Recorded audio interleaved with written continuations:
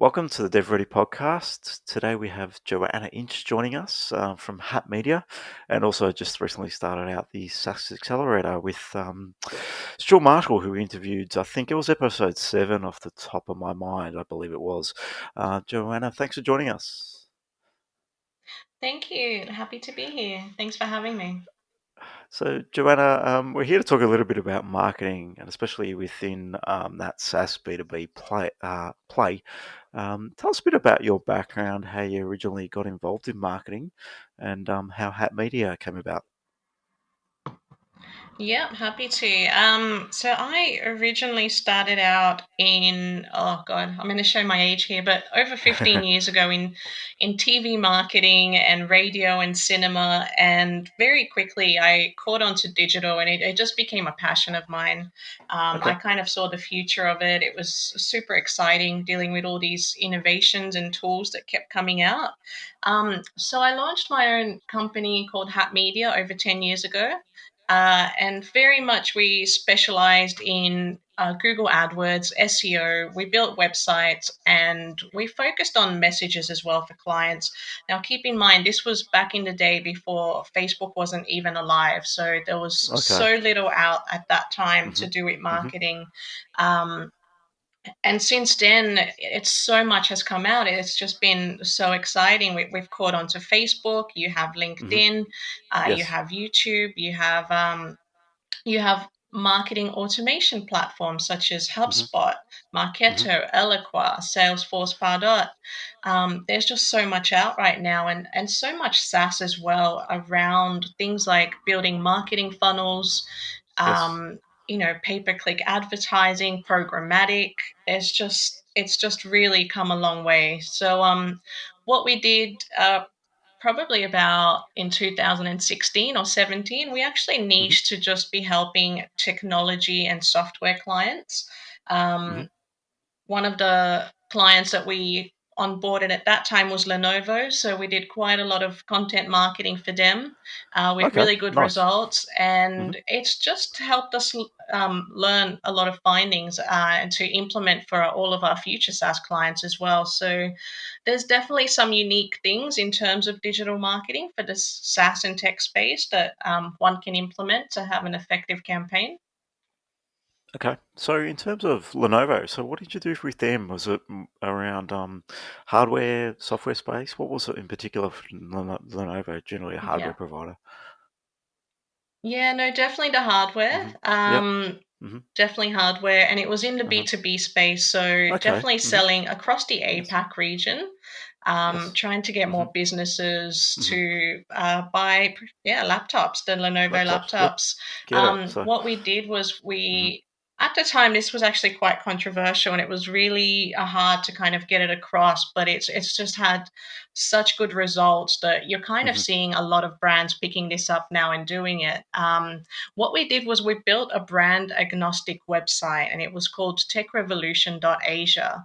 And if you go Okay. there now, you'll see Yeah. over 400 articles Uh-huh. just around digital transformation, AI, Yes. machine learning, all those hmm types of topics. hmm We also got influencers to write for us for that particular website, the likes Interesting. of Bernard Ma and Ray Uh-huh. Wang. Also Yeah. Brian Solis, who's really influential in the digital transformation space. hmm He's got a really good following on Twitter. So Yeah. yeah, we did that for Lenovo, a little bit for Intel as well. And Yes. what we did was we actually got the sales teams that were talking to the customers to be the authors of these articles. And what ended up happening is that the conversations just became so much easier because hmm all these potential customers had read all this content from them. hmm And they pictured them as thought leaders in the space. And one statistic that we know about thought leadership is that 60% more likely to employ a thought leader in the space than not. So content That's a big marketing really stat that I does didn't know work. about. Yeah, interesting stat. Yeah. Yeah, huge, 60%. Yeah, that's massive. So, in terms of content marketing, is that the angle that you generally push people towards to think about to start understanding and educating their customers? Absolutely, because when you think about it, in this day and age, people will do their own research. Hmm. Gone are the days where you'd go to the shop like JB Hi-Fi and start asking, which Mm. laptop should I buy? What are the features on Hmm. that one? More than likely, you already have that data, you already know, and you're really just going to the store to buy it. So when you're doing your research online, you stumble upon a lot of blogging or thought leadership articles. Hmm. So really, that's where you need to focus on to capture your customers. You need to focus on adding value to them and giving them information that they're seeking, solving their Yes. pain points or their questions, and just subtly having your brand in the background. Hmm. They do remember it. They do remember who helped them with their pain points and their questions. So they will end up buying from that brand just because of the value that was added. Yeah, no, very good. So this was in 2017. You started getting more into tech space. So, and that's evolved Yeah. obviously into helping some SaaS businesses as well. So, what are some of the challenges that you find with technology businesses that are looking to sell products online? And there's a sea of content out there, and people trying to just push their own product out there. What are you finding some of the limitations are within these businesses, and how can marketing assist them? Yeah, there's actually quite a few when it comes to SaaS. I mean, if you think Hmm. about not just the startups, but also the Yes. established companies, Uh-huh. what I find is a lot of them have a problem with the niche. They more Hmm. than likely don't have a niche, and they're trying to be too many things to too many people, which means the Mm. message is just not really getting out there to the right people, or it Okay. doesn't resonate with their target audience. And with startups, it's very common that they do this because when they first start out, obviously they'll take any clients that they can or any customers Hmm. that they can. So, Yep. um, but then also when they evolve, it's very likely that as a brand they've changed. Hmm. Just because of their journeys. And what they really need to do is go back and redo ask all those questions again on who is our target market, who is our niche, and therefore, how do we need to amend our messaging on our website, on all our advertising assets, and all of our content marketing so we can resonate better with that target audience? And then Hmm. really just create a buyer journey around that audience and those messagings. And that's probably the best way to scale. Because what I find is if you don't have your niche right, you more than likely hit a plateau and you're not really scaling or getting any more customers, just because you are dividing your focus, so to speak, Yes. when you're trying to Hmm. target too many different audience types. So that's one issue I've noticed with SaaS. Okay. And then from a marketing message, clearly it's more watered down if you're not niching. So I imagine that's one of the challenges that people find when they're pushing out marketing. That's very generic in that case if it's not niched. You're probably not hitting anyone's specific pain point. Absolutely. Yeah, absolutely. Very generic. You mentioned something there a little bit around the buyer journey. Can you describe what you mean Hmm. by buyer's journey? Is that the point where they Yeah. begin the education journey of what they are looking for and then right through to purchase? What do you mean by buyer's journey? What I mean is the journey that they take in order to purchase your product, but then Hmm. also post journey is once they become a customer, which is where a lot of Yes. companies forget about them. So if you think of the buyer journey at the awareness phase, which is the first step, and that's really Hmm. when they become aware of your messages and your content and your brand. What does the journey look like there? What touch points have they used to find you? What is the messaging that they're reading? What pain points are you solving for them at that awareness stage? And then obviously, you then end up picking up something like an email address or contact details from them. So you Hmm. end up putting them in your marketing funnel and just taking them further down the journey, or you're likely picked up their cookie and you're remarketing to them. Yes. And that's really when they enter the consideration phase of the journey. So they're already aware of the brand, they're aware of the pain points that have been presented to them. The next step really is just deciding that maybe you're the person to solve them instead of a competitor. Hmm. Okay. And then at the decision phase, really, of the journey, and with B2B, that journey takes anywhere between 6 to 24 months. And it's really just ongoing content and value that you have to provide to your customers. You have to make sure that at every touch point, you're answering their questions, and you're putting your brand, in a high spot in their minds as well. Mm. And then once they've become a customer, I think it's really important, especially for SaaS companies, to just provide ongoing support.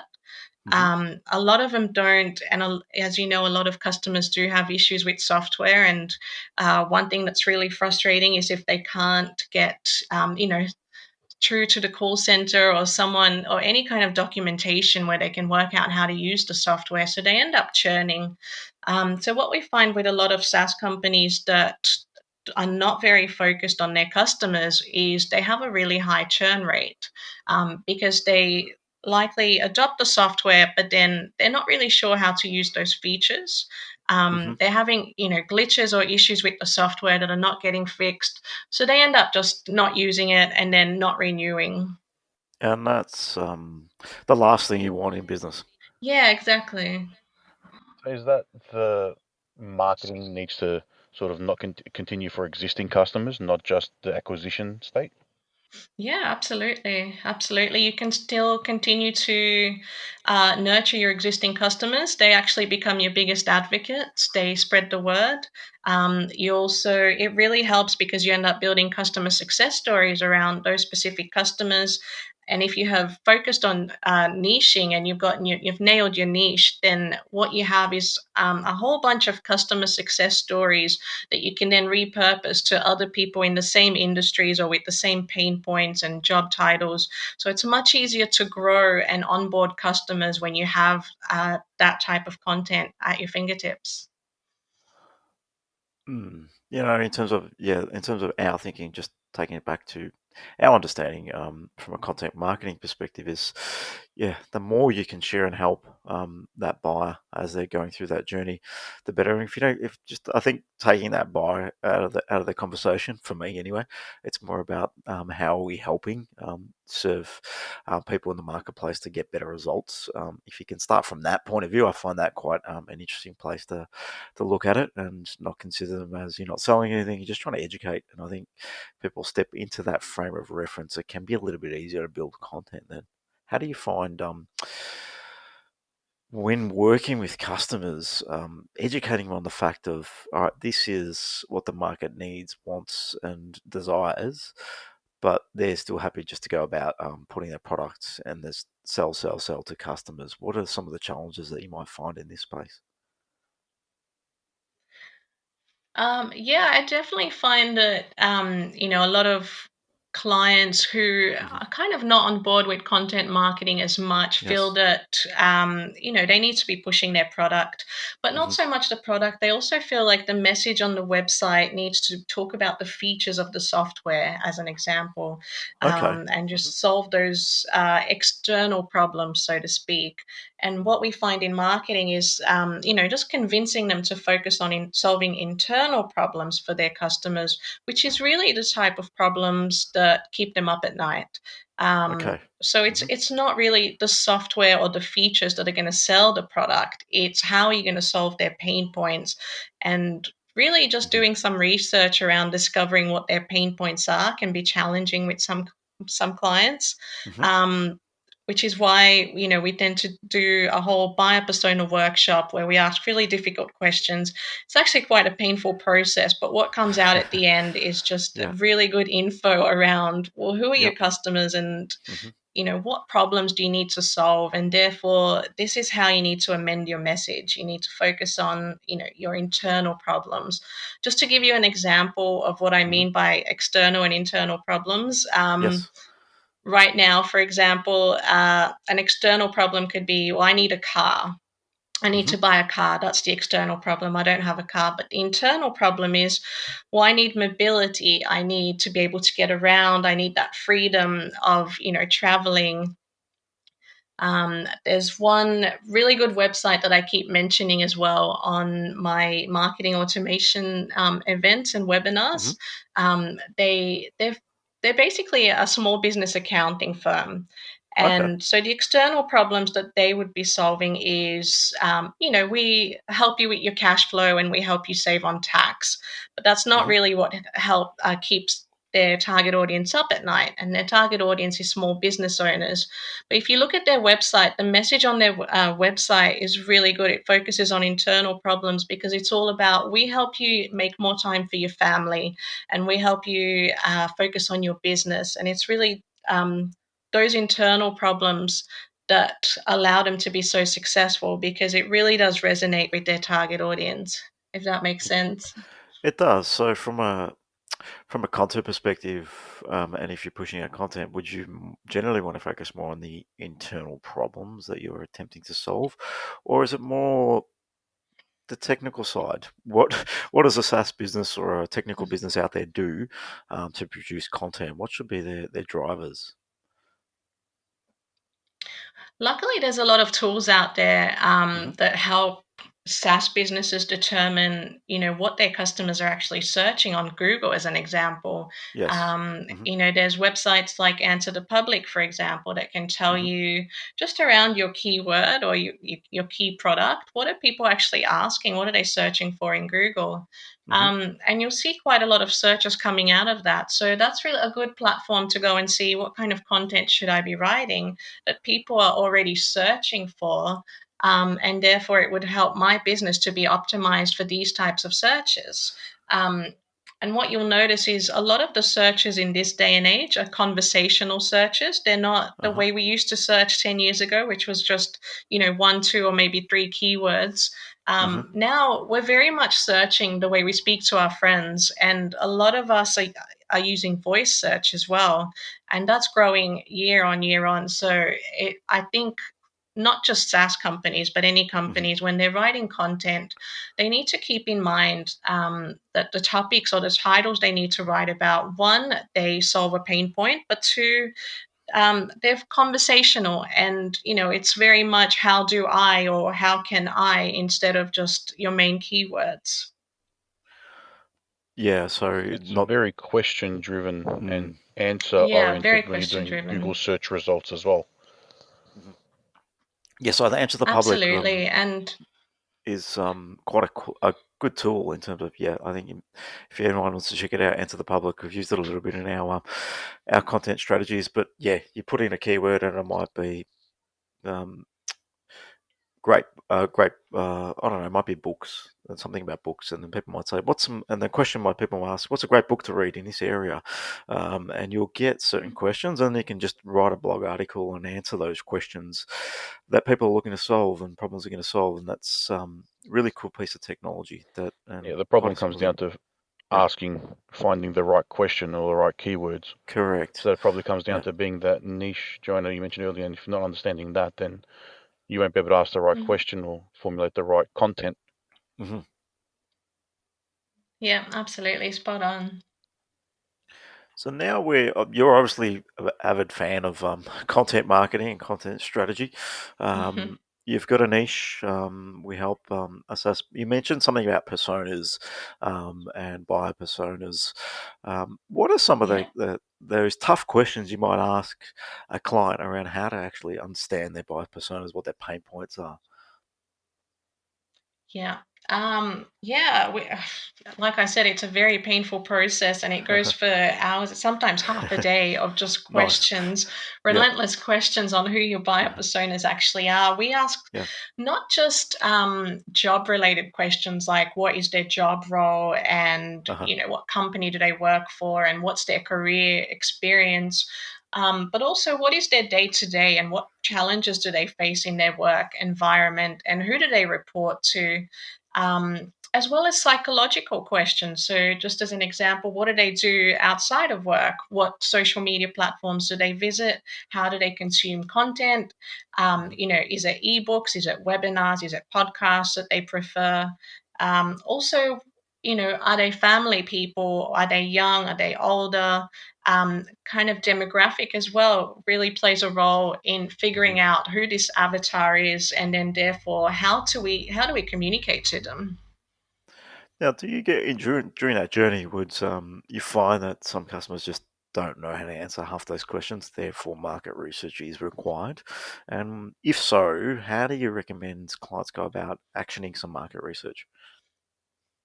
Yeah, definitely that has been my experience. A lot of Hmm. those questions can go Yes. unanswered.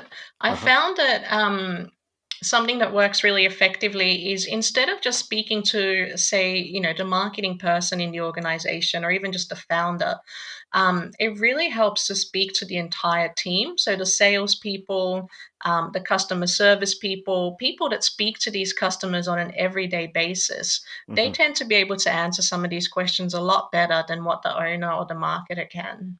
Okay.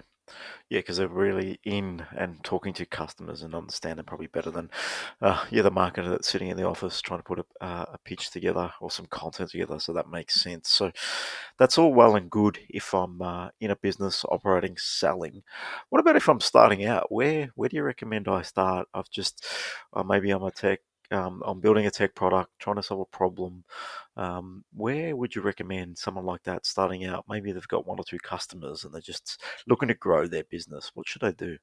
Yep. So definitely for the startups, it's not as an extensive process as it is for the enterprise companies. Hmm. Yes. I think with the startups, it's really more focused on the pain points. So it doesn't drill down into so much, psychological Hmm. or career. It's more, okay, so who in this space or, is there an industry that we need to focus on? And also, what is the main problems that you're solving? And what we find with startups generally, there tends to be more focus around the job role that they do, but also who is the decision maker as well, and do these people influence the decision maker? Okay. Hmm. And once you've got those questions answered, it's a good starting phase. You can definitely Mm. start, and on a platform like LinkedIn, you Yes. can certainly target by industry, by job role, by keyword. Um, Also, depending on the startup, the SaaS startup, it might be a good idea to target people with particular skill sets.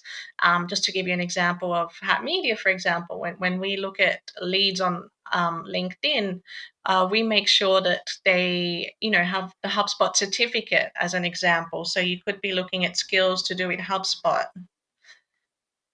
Oh, interesting. So just looking at That's skills, not just just little job things like titles. that. Yeah, that's a good tip because Yeah. job titles can be a bit all over the place these days. There's all different names for everything and anything. And skill sets could be another direction. So I think Sometimes they're that's a good tip. self-given.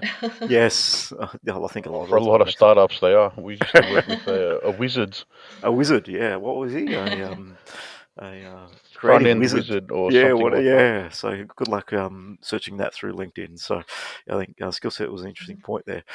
So in terms of you've mentioned a little bit about automation and marketing funnels, etc.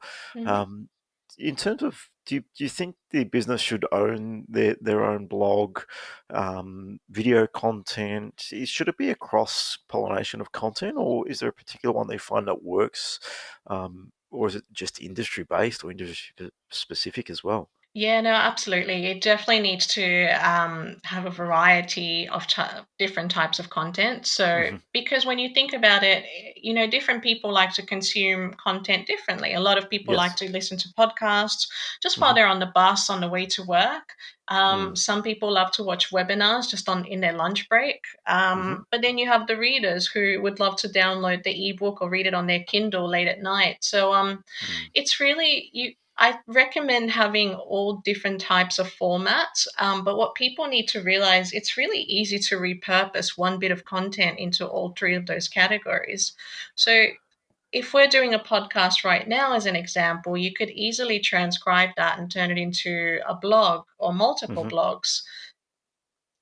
So it's really just about finding the core topic that you want to talk about and then repurposing it into I think different formats. I think Anthony's stumbled across this. So he's written a few. He's starting to write some more blog articles, Anthony, and then he's creating video snippets from the blog articles, and repurposing Yeah. those, and also then Yeah. creating PDF sort of imagery flick throughs and going on LinkedIn. And yeah, there's so much you can do once you've actually And then created a working base of backwards, content. making a large article, breaking that into little social posts, creating Hmm. video snippets, like I said, with the transcripts there, and Yes. then turning that Yeah. into live stream content.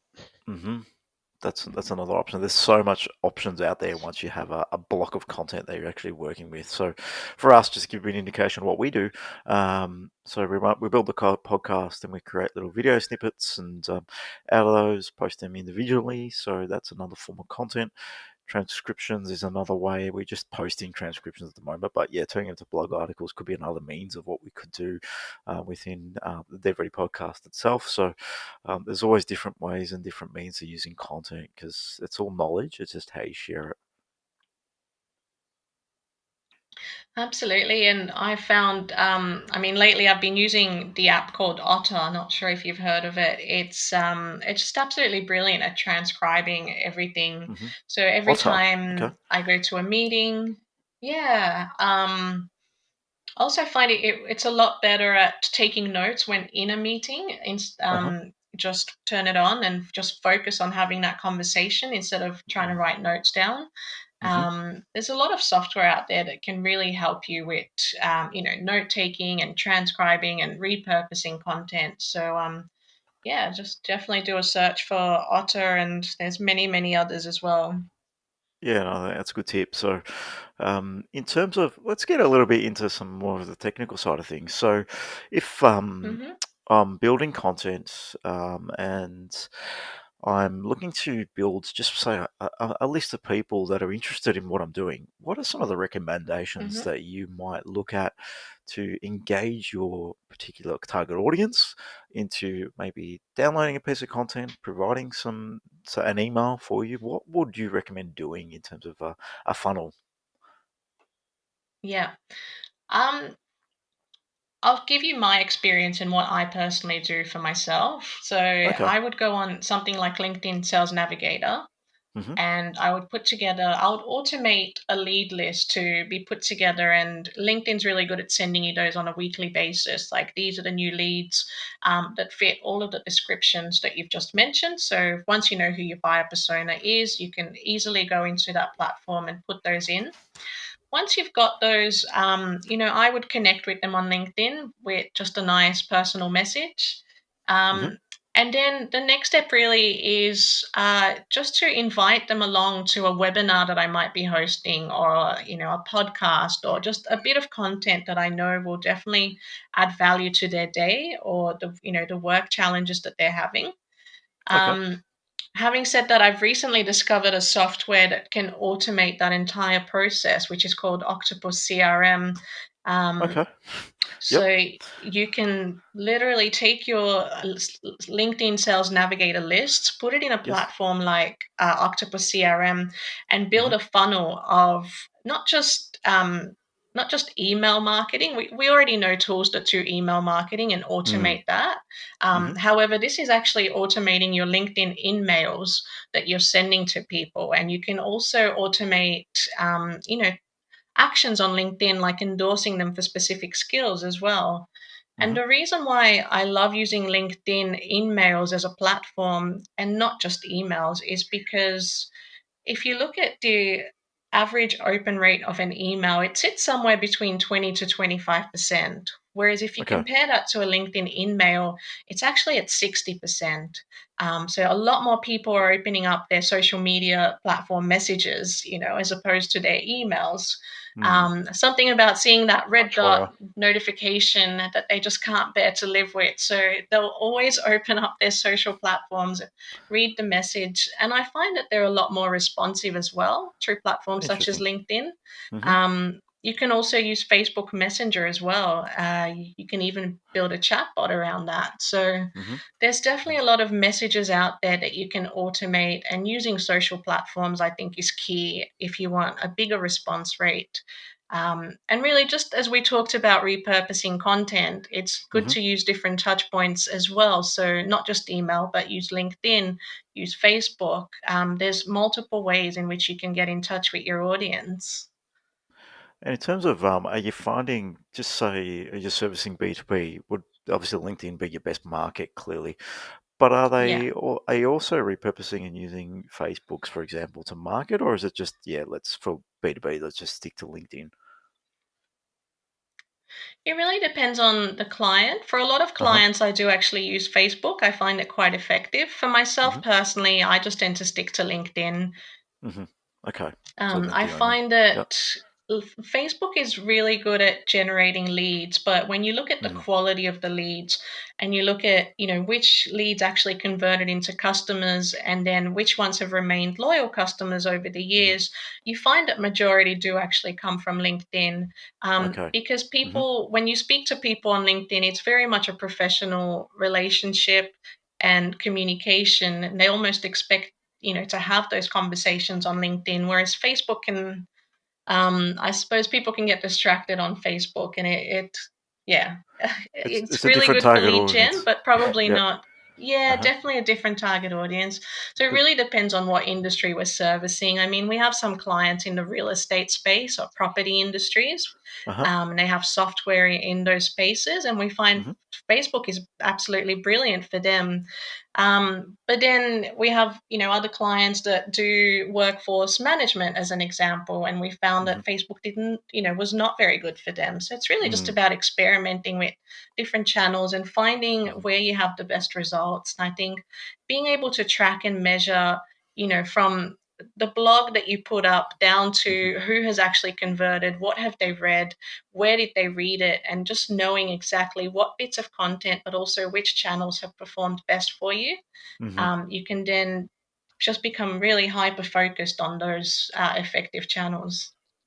It's still advisable to try and put your content across all platforms, just so you can track and monitor it. Yeah, I wouldn't say all just because there's like hundreds out there. yeah. But Sorry, Or the top the definitely. key, four the or key five. few. I had one client recently that said, yep, we need to be on Facebook, Twitter, Snapchat, TikTok, YouTube. And I just went, hang on, let's just start with 3 for now. Um, and yeah, I think definitely don't be on all of them. Just pick the 2 or 3 that your target market's definitely there. And you can definitely repurpose content through all of them. But I do recommend having one primary one that you're focused on, and if you're advertising as well and spending media budgets, um, that's really when you need to be tracking and measuring which one is the most effective. So Okay. one primary one and maybe 2 or 3 secondary is my recommendation.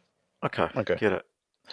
Just on that, you mentioned something about advertising there. So, in terms of advertising, is that a different conversation, or do we look to advertise the content channels that we're pushing out, or are we just pushing product? What are your recommendations there in terms of advertising on these networks? Yeah. Um, My strategy usually with advertising is, if you're on a platform like LinkedIn or Facebook, definitely sponsoring some of the content that you've written. And then try and get people to a landing page where maybe you can capture an email address, get them to download an ebook just so you can continue nurturing them. Okay. And that's really advertising in the top to middle of the funnel. So those people are not ready to buy just yet, but you have identified them as, being qualified potential customers. So really just making sure that they're reading your content is key with that one. And Okay. then with So in terms, advertising at the bottom of funnel, you can use something like Google AdWords, because those people are ready to buy. They're searching for those keywords specifically. So you can definitely, those are, I suppose, what we call the quick wins. They're ready to buy, possibly qualified. So advertising on Google just helps you reach them. However, we know that with Google, you're very limited by the number of people that search, and hence you need yes. to expand into platforms such as Facebook and LinkedIn to capture the ones that possibly need your services but have just not been made aware of you as yet. Okay, so the content strategy is more for the awareness. So you talked about at the top, that's the awareness section, and then even marketing and advertising, a little bit of that is more for the people that are you're trying to build some awareness around. And then Google's searching for I want X. I need a platform that's going to help me do Y. They're basically just looking to buy right now, which is more competitive as well. But yeah, so Yeah. in terms of the content whole strategy, the whole purpose behind that and premise from our understanding is to build your brand in that awareness phase, so when people are ready to buy, they remember you. And I think that's the whole premise of what I get out of it and understand out of it, but love to hear your take on it. Yeah, we see it as a way to become the expert in the area and be top of mind. Yeah, absolutely. And I think with advertising as well, keep in mind if you're a startup and you start putting out content Mm. and you don't have, a big network of people that follow you on LinkedIn or Facebook, Yes. it really helps to put advertising behind that bit of content so that, Uh-huh. your content writing efforts are not wasted. You make sure that all the right people see it, and, the reach that you get is highly targeted to exactly the people that you want. And with advertising you can choose exactly who sees that message. So Hmm. it's a really good way to grow and scale, and you definitely don't need a large budget to get started.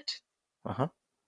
What sort of budget would you recommend someone that's starting out to really put aside for a monthly spend on advertising, just to build some awareness around what they're doing and what they're putting together from Yeah, a content and even product perspective? yeah, I recommend $1,000 a month. Okay. What does Yeah. $1,000 a month get you in terms of advertising on average, really? um Okay, I'll give you exact statistics from my last webinar campaign that I ran. So, Okay. um, what I ended up with for $1,000 a month just through LinkedIn, and I was Hmm. using sponsored in mails, as well as sponsored posts that were Okay. driving people to a landing page where they can register for a webinar. Hmm. That webinar ended up receiving 85 contacts, Uh-huh. which are now sitting in my HubSpot platform that we can Yes. nurture and Hmm. invite to all future webinars that we host. Um, Usually with webinars, we find that there's a 50% attendance rate. So we ended up Okay. getting 30 people show up on the day. Um, and then so far I had, sales qualified conversations with three of them. So for $1,000, I think that's been really good results. Yeah, so it's 3 And I leads think from most people for. can expect to have the same type of results, so long as Hmm. you're inviting them to something that's of value to them rather Mm. than trying to sell to them. So if you're Hmm. inviting them to a webinar, you can definitely expect really good results. And then obviously the key after the webinar is just to continue nurturing them and having Uh-huh. conversations that are valuable to them. And that's that whole through HubSpot nurturing. Now, in terms of the way you nurture your people, that now you've got 85 people in HubSpot, what actions do you Mm. take? Do you funnel them up through just a generic funnel? Do you manage them in a way where if they like something, they go into a different route? How do you approach that end of, or that top end, really? Yeah. I mean, what we could do is segment them by industry. So they each get a different type of marketing funnel that they are exposed to. Okay. And Mhm. really, the first few emails are all about just sharing more content that we've done with them. So we say, thank you Mhm. for attending the webinar. We hope you enjoyed it. We thought you might also enjoy, the webinar that we did a while back, or the ebook that we've written on this topic specific to your industry, or Mhm. your job role. So it's really just about segmenting them and then figuring out what bits of content do we already have that we can share with them that we know will add value to their day. Okay. And then as we see that they're opening up these emails, perhaps clicking on some of the links as well, Mhm. you can then push them down to the bottom of the funnel and offer them something like, a free strategy call. Mhm. Or, if you're in the SaaS industry, this is really where you want to offer your free demo. Yes, free And demo, just free that's really when access you for a want to bit. start Mhm. explaining, yeah, the features of your software and what it can do and how it can help you. Okay, so that's when you get into when they're starting to engage with your brand and your content a little bit more. Then you might start pushing or sharing your product and there's value and benefit to them rather than Yeah, there's right from the no beginning. hard sell up Mm. front. Hmm. Like people see that I see Yeah. on LinkedIn and other social networks, they say you wouldn't ask someone to marry them the first time you meet them. That's a really funny example. I used that in my last marketing automation event. I said I like it. it was actually around collecting data, because when Uh-huh. some companies, when they try and give you an ebook, they'll take you to a landing page and the form has about, 7 questions on it.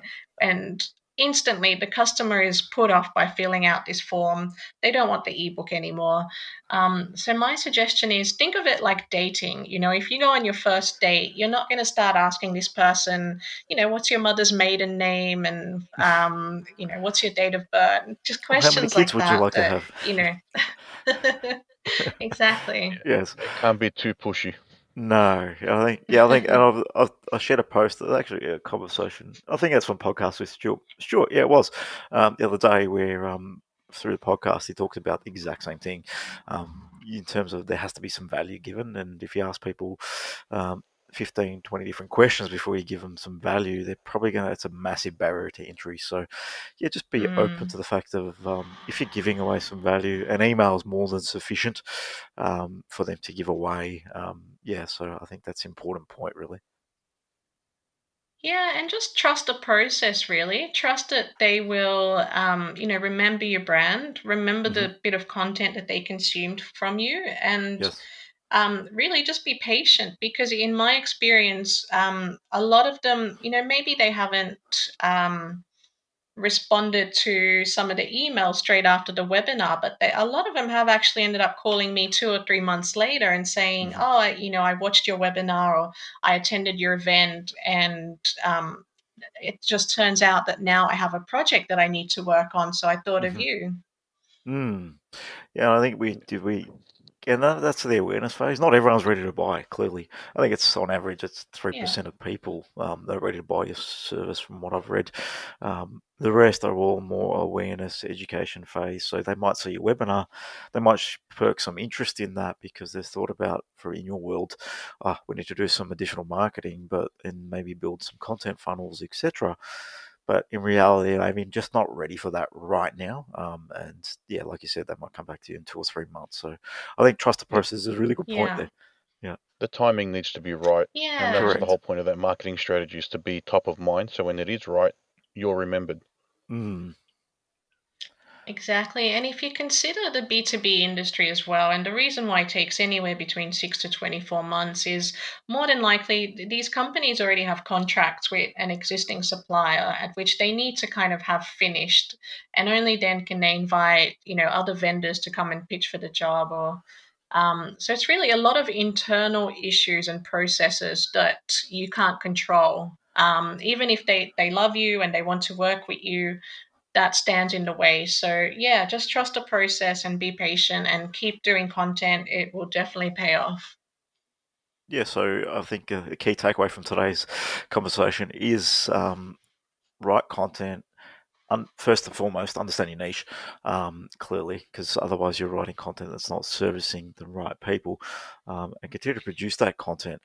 What sort of you mentioned a few different things about repurposing. What have you found has Mhm. been the best way to repurpose content? So you're obviously doing webinars, which is audio visual content. What, from that perspective, are you repurposing those through to blogs as well? Is that generally where you start?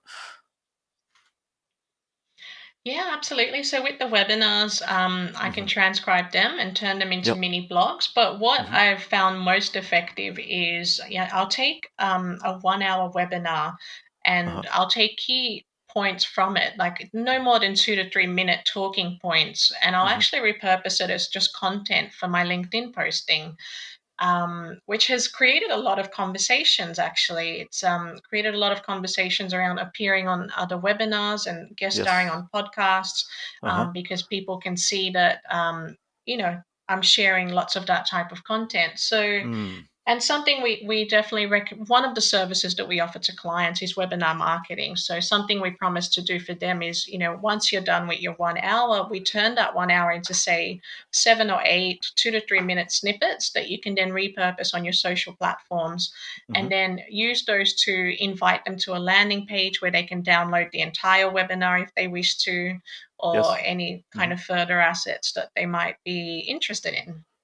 Yeah, interesting. And it's just a smart way to just continue to repurpose. So, um, And yes, you've been invited on this podcast due to content sharing and network and working on LinkedIn. So it's interesting the way it all goes around. And I think the more, what I've noticed is the more you actually do share, the more people are communicating and wanting you to share. So that's one thing I have noticed. So if you're going to be writing and publicizing different types of content, expect that people will approach you. I was on a podcast myself the other day, which was with Singularity U Australia, just sharing a little bit about my particular story. So it's interesting when you start sharing more and engaging with people more in a sharing mindset and even a collaborative mindset. So a webinar could be a way that you could not just pitch and sell your product, but maybe do panel type stuff. I'm not sure how you approach it, where you might bring in different people and different aspects and thinking within a webinar as well. So just collaborative content is really a nice place to build content as well. Yeah, absolutely. I mean, just on that, every webinar that I've done, I've had a guest on it. I Hmm. can't stand the thought of just me talking on a webinar. I love Yeah. having guests and, Uh-huh. other people that I consider experts in their field to appear. Yes. You mentioned Hmm. Stuart Marshall. He was actually on my Yes. very first webinar. Uh-huh. And the webinar was about selling SaaS. So I Yes. approached it from a marketing point of view. And I Hmm. thought it'd be really good to have a software expert on this Mm. webinar just to talk about, the other side of things, the technical Mm. side of things. And Hmm. there was quite a lot of insights that came from him on that. Um, just while we're talking about repurposing as well, I mean, as you know, a lot of people they have very short attention spans in this day and age. So sharing a massive 1 hour webinar with them, very likely they probably won't want to watch it. But if you share little tiny snippets of content, they will watch it. Mm. So really, doing a 1 hour webinar actually gives you content for an entire month to reuse and repurpose. And then it helps you get onto the other platforms. Correct, it does, and just expand your content more out. And I think people don't realize until they start doing this sort of long form content what you can actually do. Great Hmm. example. And I think you said, yeah, like a month, and a month might be 6, 7, 8 snippets that come out of that, one a week, two a week, and all of a sudden you're Yeah. posting out educational content to your target market that will add value and continue to build that awareness around your brand. So, yeah, very good point on the long form content. Thank you. So, clearly, you're a content marketer. It's all about content for you. We've mentioned get to know step one, understand your niche, understand your customers, look at some buyer personas, make sure you're clear on who your users are, who your potential clients are, what social media platforms they might be engaging with. If that's like, for example, B2B, LinkedIn is clearly an area. If you're B2C, Facebook might be an area for you, or Instagram.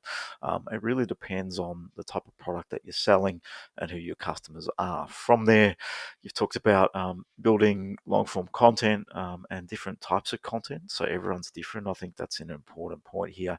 I like to watch video and listen to content. So, but I'd say a lot of people out there also like to read. And so taking different forms of content and producing different medium is important as well. Yeah, I And prefer then to build read the stuff. yeah, I think you're more of a reader. So yeah, we're all very different. So the other thing would then go into a little bit about marketing funnels. So once I get someone into downloading an ebook, for example, or a webinar, and they provide an email, how do I strategize that? So is it still focused? You mentioned it's focusing still on education. Like no one wants to get an email every 5 minutes from a company, but how many is too No. many? What's some stats and some averages people can focus on if they're going to build an email marketing funnel and the value they should be adding through that process? Yeah, absolutely. So bang on, it still needs to be educational. You still need Hmm. to be adding value and just Yes. trust the process because if they see you as a thought leader or a key person of influence in your Hmm. industry as a result of this content, they will Yes. reach out to you. And that's what we call inbound marketing. You don't have to Yes. sell, you just have to um, share knowledge and expertise on topics that they're interested in. Hmm. In terms of frequency, I normally recommend weekly for the first 4 weeks, and then turning that into fortnightly to monthly. And Okay. monthly could be just your monthly newsletter where you talk Hmm. about, company culture, Yes. new products that might be coming out, Hmm. something that's trending in the space as well. But what I also recommend is don't just focus on promoting the company or the brand, because people are social beings and they love connecting with other people. They don't want to connect with a brand, they want to connect with a person. So if you Mm. have someone in your industry or in your company that can be that face of the company, Hmm. get them to connect with them on LinkedIn and just reach out with personalized messages and personalized content, and you'll get a much higher result. I mean, Mm. that's exactly what we did for Lenovo. We got the Okay. sales teams to be the authors of these articles and then Hmm. personally reach out. Mm. Myself as well, I don't do too much social posting from Hat Media. I actually do everything from Joanna. So Yes. really just having that person in the company that can be the key person, that people can respond to and resonate with and have a Hmm. relationship with, that's what really helps. Now, in that on that context there, within your, I think within your email component, um, I've read a little bit about creating more personalized email campaigns. How do you approach your email campaigns? You mentioned newsletters there, but if I'm educating um, customers on that journey, do we keep it more like a blog post? What do we do within our emails, or what Yep. could we do? So, firstly, before you go and create content for your emails, Hmm. the most important thing you need to do is segment your databases and try and find key fields that you can segment. So, do you segment by job title? Do you segment by industry? Really depends on what kind of content you already have, and then really, if you've written a new blog, then sending that out to them via email is great, or Hmm. getting them to subscribe to your newsletters or blogs as well if they haven't already done so. Okay. um, if you're in the SaaS space as well, it really helps to, yeah, educational content around, what are their biggest pain points. Hmm. um, Also, one thing I talk about a lot is creating a marketing automation workflow for existing customers, because everybody focuses on the leads and trying to convert them. And for them, it's really just sharing more and more educational content. But when it comes to your customers, you can kind of be a little bit more promotional there because they've already Hmm. purchased from you and they've already experienced your software. So if you can connect the way they behave within your software and you can segment that, it's really then really easy to upsell them or cross sell them on extra features that you see they might need. Hmm. But also sending out emails to them about, if you refer us to other customers, if you've had a good experience, we can help you. We can definitely give you some incentive for that. And it's really, a lot of clients don't really focus on email marketing for their existing customers. They focus on it for their leads. So we definitely do a strategy around both your leads and your customers, and you end up getting quite a few quick wins from your customers because they already love you. And they really just, need to be made aware of the extra features that they could use, or the fact that they can tell their friends about it. I think that's a really good point. And yeah, like you said, when we look at marketing, we look at generally focusing on our leads, but are we marketing to our current customers? And yeah, if you do have a customer base there, they're untapped water, and it is always easier to sell to your current customers because they know who you are, they trust you, you've added value in the past, and you don't have to go through that awareness of brand and education and can I trust this person or business that are, if you're doing a good job, that already exists. Yep, exactly. So, Joanne, is there anything else you'd like to add around marketing? I think we've covered quite a bit here today in terms of what content marketing is, how to approach it, how to structure. Is there anything other points that people should know? I think Yeah, I think we've covered all the main points. I mean, if I could just summarize some of Hmm. the things, like with niching, a lot of people are scared that they're going to miss out on all these opportunities. But really, niching is what helps you scale. And if just consider some of the top tech companies of today started out with a niche. So PayPal, as you know, started out with eBay users, and Amazon started out with books, and Facebook Hmm. started out with Ivy League colleges. So don't be scared to niche. Also, once you have, just focus on making your message very customer centric, focus on internal pain points, focus on solving their pain points as opposed to, what features do you have? And Hmm. then obviously just sharing more and more content and learning more about, the type of content that they'd like to consume and how they can consume it, saving yourself a lot of time by repurposing your content. Um, Yes. and yeah, don't forget your existing customers. That's really some massive quick wins, that are really good opportunities there that a lot of companies don't focus on. Perfect, Joanna. And I think that sums up the conversation today. So I really appreciate you joining us on the DevReady podcast, just helping people here that are non-techs building tech, but need to understand marketing and how they can potentially market their products out to the And marketplace. something And that's critical right now, hopefully, for a few businesses out there. yeah, so it is. We are recording this through lockdown, through obviously the coronavirus spread, and it's a challenging time for everyone out there. It's been a shift in thinking. We're all working, well, most of us are working from home. Some of us, unfortunately, aren't working at all. So it is a challenging time, but it's also could be a great time for people to reset, rethink, and rejig, and maybe work on things on what are my niche, what is my niche, what are my buyer personas, and maybe starting to build a strategy or even rethinking your strategy around marketing. A lot of people now are on the web more, they are communicating more through technology. I'm finding a lot more people are on LinkedIn. So if that is your target market, I think yeah, it's a good time to actually reset and rethink about it as well. Yeah, just on that, actually, I recently put up a post on LinkedIn because Uh of huh. the COVID-19 situation. Yes. Something we've noticed is, if you look at the term webinars in Google Uh huh. Trends, I mean, just in the last 24 hours, they've had over 10,000 searches for the word webinars. Oh And if wow. you look at Google Trends, back in December or even January of this year, it Hmm. had a score of 5 out of 100, which is extremely low, which Yes. means it wasn't a very popular search at all. Whereas if you look at it right now, it's Hmm. 100 out of 100, which is the Okay. maximum you could Well, possibly have. That's a bit of a So change.